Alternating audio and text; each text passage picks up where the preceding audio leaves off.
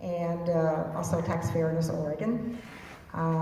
Actually, my question was one that was very much related to the two that were asked before, rather. And I think there was a difference between single payer and Medicare for all. And I have, ever since it was introduced years ago, that I thought that universal healthcare was the way to go.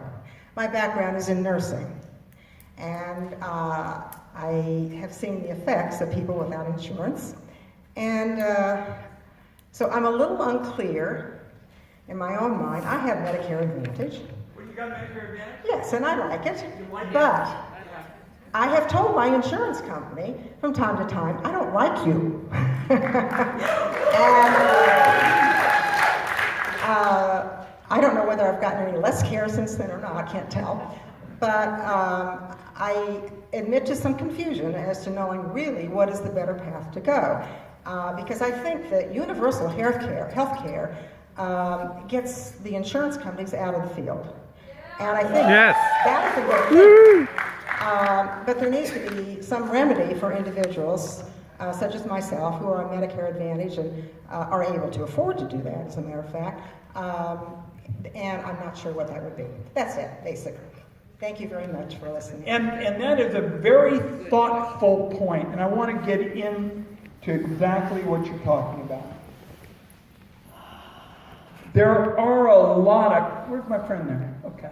There are a lot of complicated definitions here, where single payer in many respects is different than Medicare for all. There are, for example, folks in rural areas who very much like the idea of single payer because they don't want to go through all these different payment systems. They don't have a lot of providers.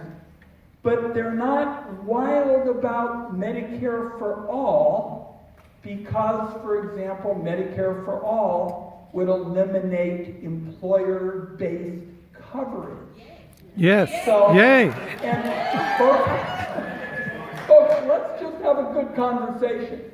I've been the ringleader in the whole Congress for changing the employer-based system. I had it in my bill. It made sense for the 1940s. We ought to modernize it to give people choices. But the point is, there are a lot of definitional kinds of questions here that sort of go to the heart of the debate. I will tell you also, I don't believe that there is any country that doesn't have some private insurance. We've asked actually for the researchers, the Library of Congress, to review this, because I don't think there's any country that doesn't have a role for private insurance or the equivalent.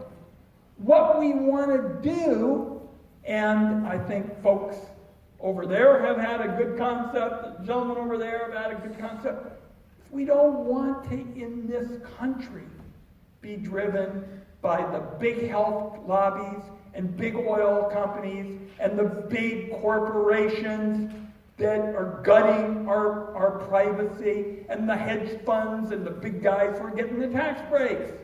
We want the people in this room who are the middle class and working families to have a chance to get ahead, because that's how America works best.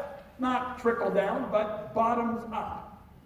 So we've got a big job to do to work our way through a lot of these issues. For example, I'm also, for somebody like you, who's a senior, who's got Medicare Advantage, and I caught your words, you like it, but you're not sure it's the best way to go and all that, I think you ought to have a public option, because a public option would also give you more bargaining power. So there are a lot of pieces to this puzzle. But you heard what I said to the gentleman in the back. I saw what the far right did when their dog caught the car. And after 7 years, they didn't know what they're doing.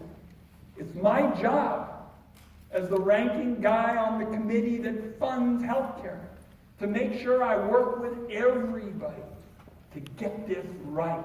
I consider this what my time in public service is all about. I care about this more than anything else, is making sure everybody in America gets good quality, affordable health care. And I'll close with one last point that I think folks over there might agree with, and you and everybody else.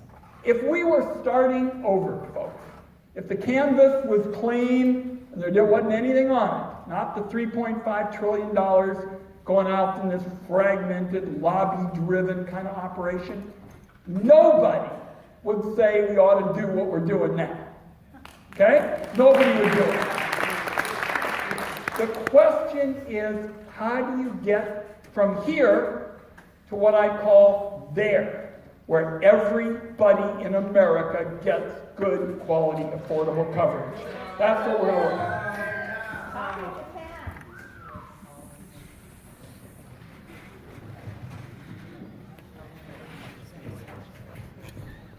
Senator Wyden, now that the Democrats have won the House and that I guess the Senate has kind of lost a little ground for the Democrats, what do you see as the top 3 priorities for the Democratic Party and for the future of the Democratic Party in steering this country in the right direction towards the goal of fairness, towards the goal of adequate health insurance for everyone, and overcoming the schizophrenic presidency that we have now and leading this country into the future?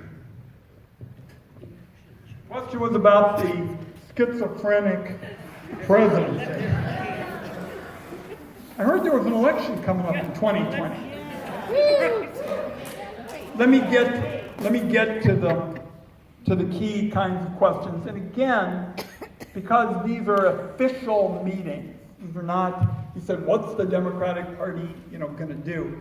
Let me talk to you about the policies that I think make the most sense, that really help people, because I think the best politics is good policy. The most important thing to me is holding down health care costs, because people are getting clobbered right now. And I mentioned, we've been talking a lot about it, is prescription drugs, and getting as far down the road in a sustainable way to universal coverage, where health care is a basic right, where everybody goes to bed at night with good quality, affordable coverage. That's number 1. Number 2, economic policies that give everybody in America the chance to get ahead, not just the folks at the top. So what I want to do is redo that flawed Trump tax bill, which borrowed $1.7 trillion and put us in a huge deficit hole, the annual deficit. I want to turn that around and change it. You know why it's so important? I don't know if you saw what Mitch McConnell wants to do because of the deficit he created. Mitch McConnell says, let's go after Social Security and Medicare. Instead of changing the economic policy he pushed for that put us in the hole, he wants to hurt people in this room on Medicare and Social Security. So holding down healthcare costs, moving as fast as we can on the reform agenda is number 1, and economic policies that give everybody a chance to get ahead rather than hurting the vulnerable. And then I want national security policies that allow us to show that we can be secure without giving up our liberties. Because the Trump people, clearly, if you look at their ideas with respect to surveillance policies and the like, they're basically out and about saying if you want to be safe, you got to give up your liberties. You know, they want to let the government get into all your devices and things like that. The Attorney General, the acting, Mr. Rosenstein, rather, gave a speech on that on Friday. So I want national security policies that show that liberty and security aren't mutually exclusive. And I want us to get serious about honoring the War Powers Act so that the president can't unilaterally get this country into war, like we're seeing now.